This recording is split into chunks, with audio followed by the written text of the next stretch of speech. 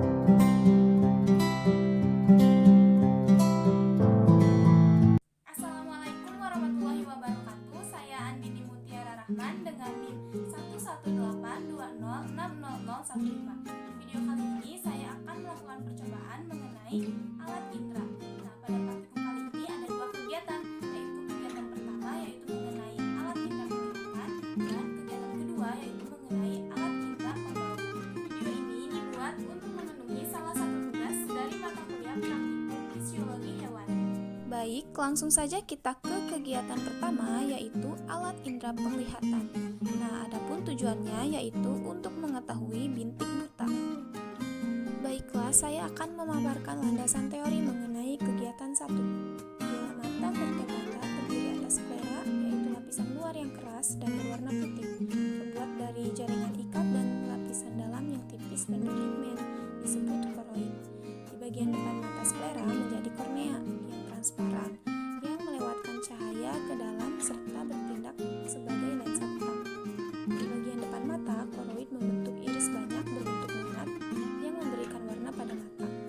Dengan mengubah ukuran iris meregulasi jumlah cahaya yang memasuki pupil, lubang di tengah iris tetap di dalam koroid.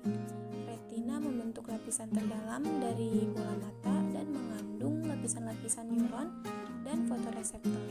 Informasi dari fotoreseptor meninggalkan mata pada cakram optik, suatu titik bagian luar bawah retina, tepat saraf optik melekat ke mata. Karena tidak ada fotoreseptor dalam cakram optik, terbentuklah bintik buta atau blind spot.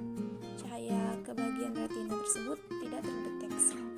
Campbell 2008 halaman 274. Baiklah, langsung saja ke praktikum yang pertama yaitu mengenai alat indera. Nah, di sini adapun alat dan bahan yang digunakan yaitu dengan menggunakan kertas HPS, kemudian garis, dan juga spidol. Langkah kerjanya yaitu sebagai berikut. Untuk langkah yang pertama, sekarang kita ukur dan potong kertas HPS dengan ukuran lebar 3 cm dan panjang 14 cm.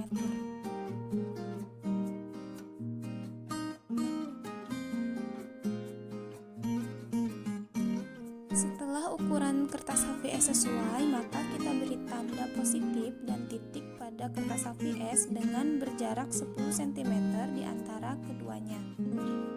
Lalu kita ukur dulu jarak antara mata kita dengan kertas HVS sejauh 50 cm. Kita ukur dengan menggunakan penggaris. Lalu kita tutup mata kanan dan kita lihat tanda pada kertas HVS secara menyilang. Nah, setelah itu kita dekatkan kertas HVS secara perlahan sampai tanda menghilang. Lalu kita catat pada jarak berapa tanda itu hilang dan kita pundurkan lagi kertas HVS hingga tanda pada kertas HVS nampak kembali.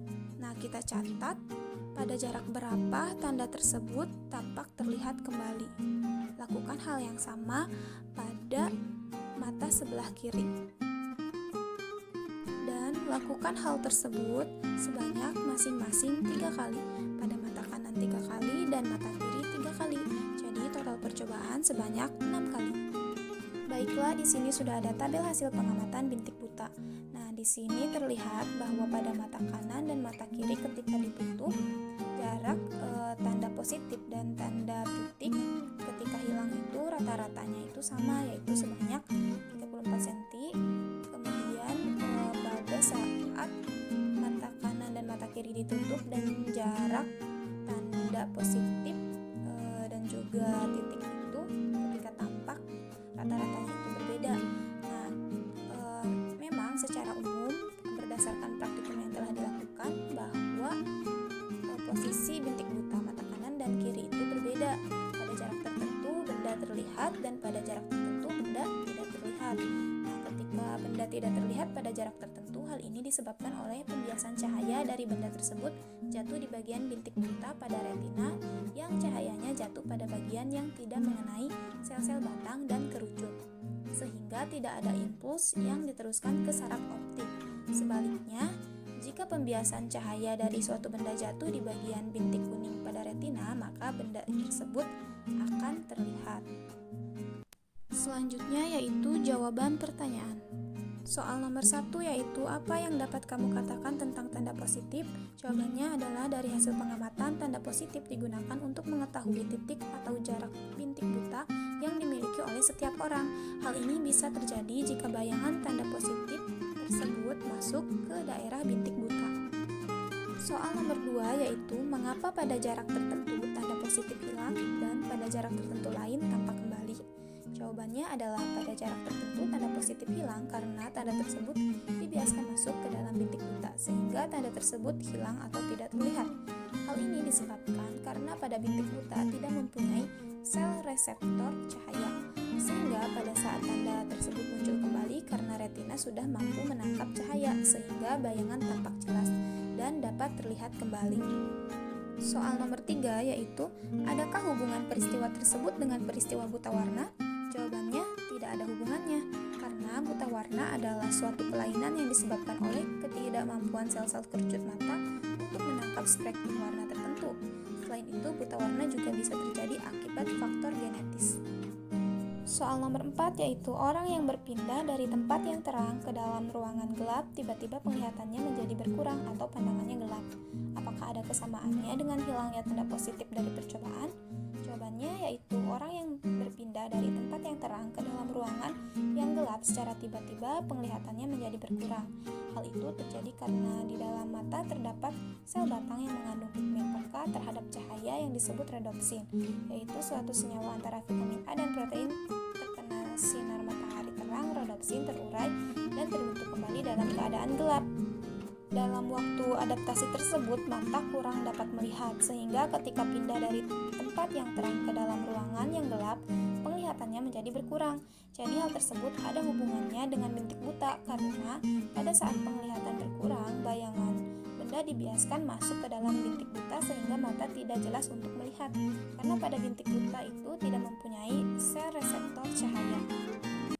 Soal nomor 5 yaitu dalam percobaan tadi apakah matamu mengadakan akomodasi dan apakah akomodasi itu? Jawabannya ya, karena otot silindris berkontraksi sehingga lensa menebal untuk menangkap cahaya sehingga objek yang dekat dapat difokuskan pada retina, dan akomodasi itu adalah kecembungan lensa mata yang dapat berubah-ubah yaitu menebal atau menipis yang membuat pandangan menjadi fokus.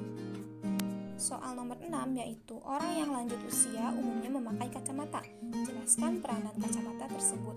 Jawabannya yaitu kacamata yang dipakai itu dapat berlensa rangkap, cembung dan cekung. Di bagian kacamata yang berlensa cekung digunakan untuk melihat benda yang jauh. Di bagian lensa yang cembung digunakan untuk melihat benda yang dekat, sehingga bayangan benda dapat jatuh tepat pada retina.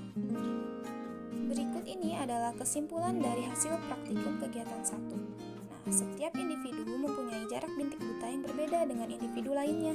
Jarak bintik buta adalah jarak di mana kita tidak dapat melihat suatu objek pada jarak tertentu. Bintik buta ini berhubungan dengan sel kerucut yang mampu menerima sel berwarna dan sel batang yang mampu menerima sel tidak berwarna. Selanjutnya yaitu kegiatan 2, alat indera pembau. Tujuannya yaitu untuk mengetahui kepekaan rasa. Baiklah, saya akan memaparkan landasan teori dari kegiatan 2. Indera penciuman atau pembau adalah indera yang kita gunakan untuk mengenali lingkungan sekitar melalui aroma yang dihasilkan. Seseorang mampu dengan mudah mengenali makanan yang sudah busuk dengan yang masih segar hanya dengan mencium aroma makanan tersebut. Di dalam hidung kita terdapat banyak sel kemoreseptor untuk mengenali bau. Kusumo Putro 2005.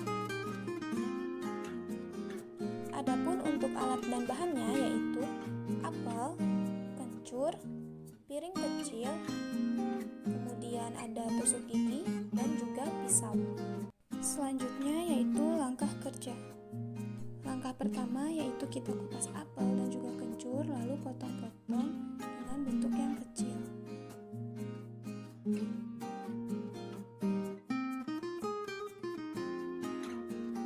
Selanjutnya langsung saja kita melakukan percobaan. Percobaan ini dilakukan dalam dua keadaan, yaitu keadaan pertama pada saat mata tertutup dan juga hidung tertutup. Kemudian untuk percobaan kedua yaitu